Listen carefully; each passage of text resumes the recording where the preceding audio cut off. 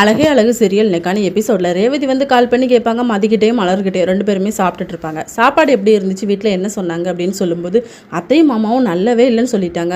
ஆனால் என் சமையலை ஒரு நாள் இருக்குன்னு சொன்னதே கிடையாது, ஆனால் இன்றைக்கே அப்படி சொல்கிறாங்க அப்படின்னு சொல்லிட்டு அப்போ இவங்க ஃபோன் பேசிகிட்டு இருக்கும்போது தங்கராஜ் வருவார். இவன் யார்கிட்ட பேசிகிட்டு இருக்கான்னு சொல்லி யோசனையில் தான் வருவார். இவங்க வந்து வச்சிருவாங்க, என் ஹஸ்பண்ட் வராங்க அப்படின்னு சொல்லிட்டு சாப்பாடு பரிமாறிட்டு இருக்கும்போது யார்கிட்ட பேசினேன் அப்படின்னு சொன்னால் நான் எதுவும் பேசலைன்னு சொல்லி சமாளிக்கிறாங்க.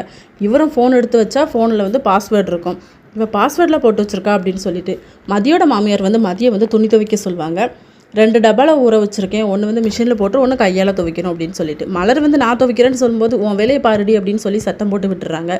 மதியம் சரி துவைக்கலான்னு போகும்போது அவங்க மாமனாரோட அண்டர்வேர் உள்ளே இருக்கும்.